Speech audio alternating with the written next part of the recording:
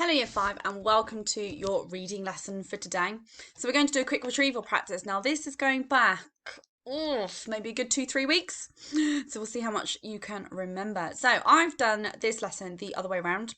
So rather than giving you the words with the synonyms, I have now given you the synonyms and the antonyms for this word and a sentence. And you need to see if you think you can remember what the word is.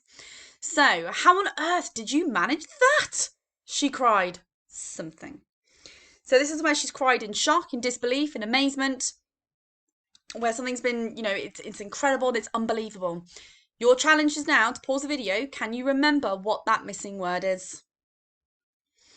Okay, I shall reveal. The word is incredulously. Okay, so how on earth did you manage that? She cried incredulously.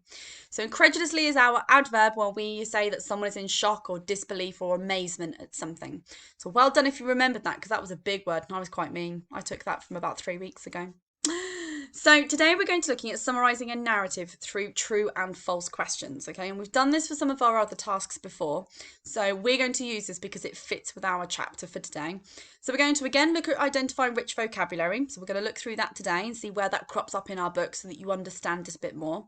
We're then going to explore the different true and false statements and how that links into the key idea of summarising our work. So when we summarise, obviously we're giving an overview in as brief a context as possible about what's happened. So only the key information.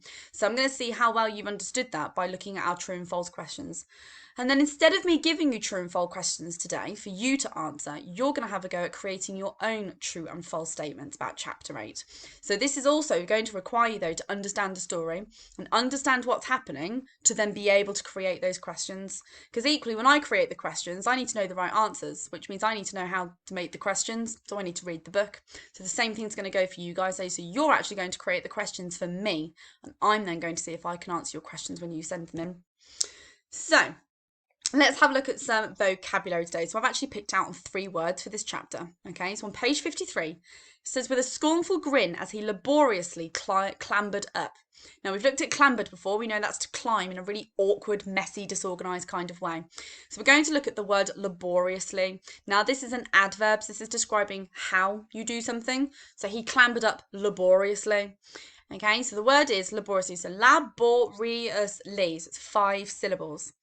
What it means is it's when you do something in a way that takes a really long time or it takes a significant amount of effort. So it's not just something that takes a long time or takes a bit of effort. It's something that it takes a considerable length of time. So rather than just being a long time or you could be stood there for a while, you could be stood there forever. So it's something that feels like it goes on for an extreme length of time. For example, the children were laboriously copying spellings from the whiteboard. Now, Miss Humphrey doesn't do that to you because I'm not mean.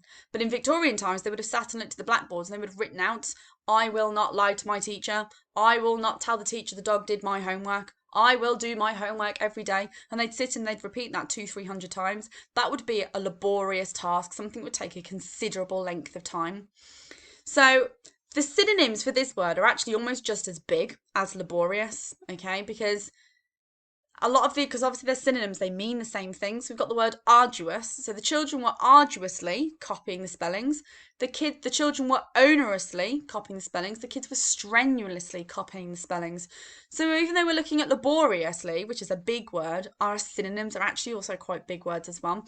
But they're all synonyms that work to something taking a really long time and it being almost difficult. So being hard work, okay, but really long time to be doing that hard work.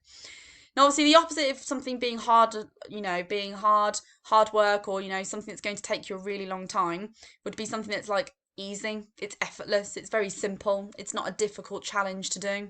So if I said that, I had to climb, up 2 steps to get into school, I mean, that's an effortless task. That's not going to take me a long time. If I said I was going to climb Mount Snowdon, then that really would be a laborious task or a strenuous task because not only is that going to take me a really long time, but it's going to cause me a lot of effort to put into it as well. Now on page 55, it says he scrutinised the lines the rat had drawn. So we're going to look at the word scrutinised. Now you might have heard this word before, but might not really know what it means. Now it's a verb, okay, so it's past tense verb.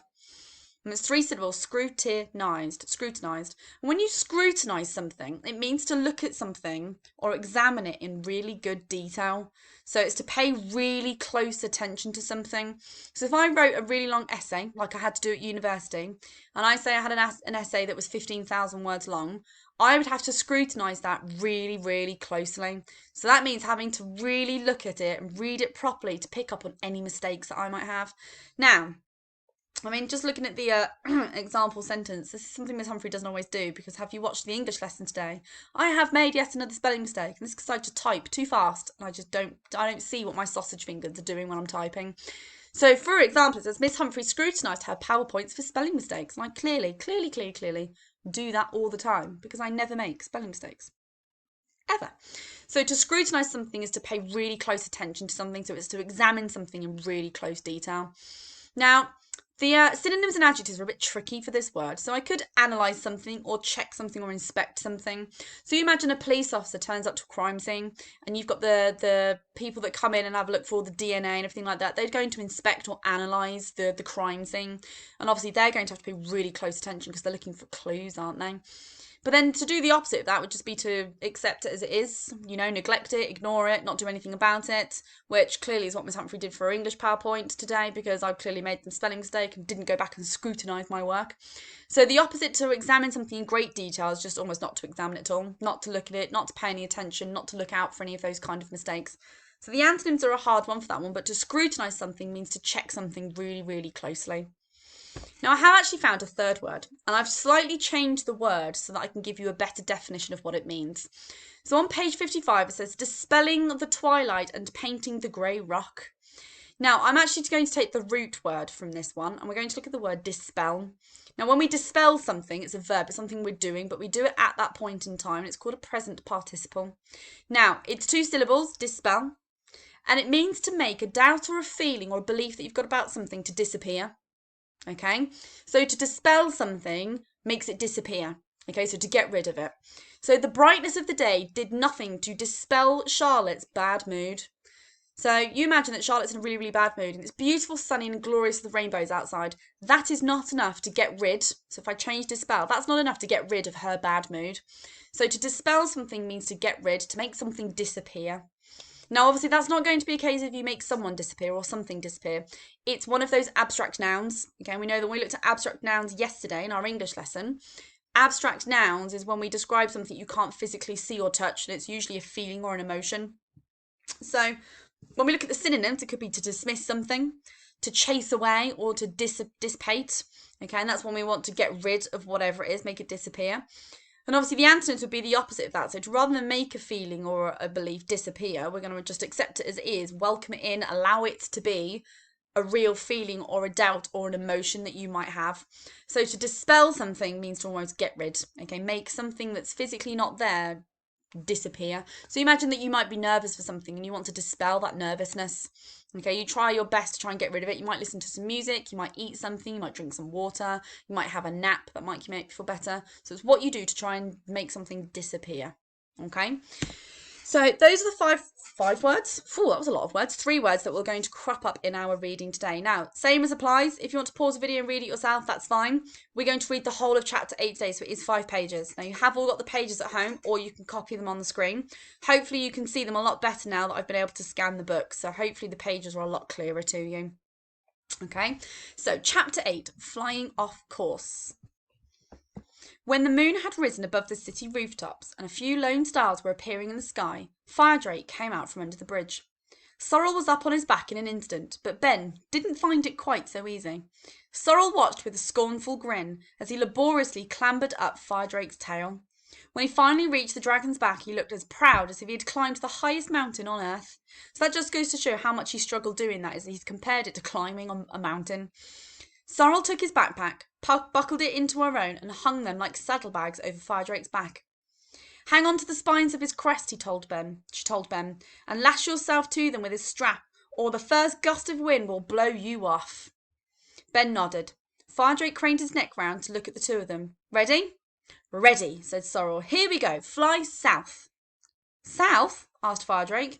Yes, first south, then after a while turn east, when I tell you. The dragon spread his shimmering wings and took off. Holding his breath, Ben clung tight to the spines of Firedrake's crest. The dragon rose higher and higher. They've left the noise of the city behind. Night enfolded them in darkness and silence, and soon the world of men was no more than a glitter of lights far below. Well, how do you like it? Sorrel called to Ben when they'd been flying for some time. Do you feel sick? Sick? Ben looked down to where roads wound through the darkness like gleaming snail trails. It's wonderful. I can't describe it. Personally, I always feel sick to start with, said Sorrel. The only thing that helps is eating. Take a look at my backpack and hand me a mushroom, will you? One of the little black ones. Ben did as she asked. Then he looked down again. The wind was roaring in his ears. So roaring, okay, we've got the personification in there because we've almost got that lion sound that's coming through his ears. So that links to our English lesson for today. Wonderful, said Sorrel, smacking her lips. Following wind. This way we'll be in the mountains before daybreak, Firedrake. So if it's a following wind, that means the wind's going in the same direction they're flying. So almost that wind is pushing that momentum. So it's actually going to make it easier for Firedrake to fly. I mean, he might actually get there a bit quicker than they anticipated. The dragon turned his head to her. Turn to the east, Sorrel called. Eastward ho! What? Already? Ben looked over his shoulder. Sorrel had the rat's map on her lap and was tracing the golden line with her finger. But we haven't reached the right place yet, cried Ben. We can't have. Putting his hand in his jacket pocket, he brought out a little compass. His torch, his penknife, and his compass were his chief treasures.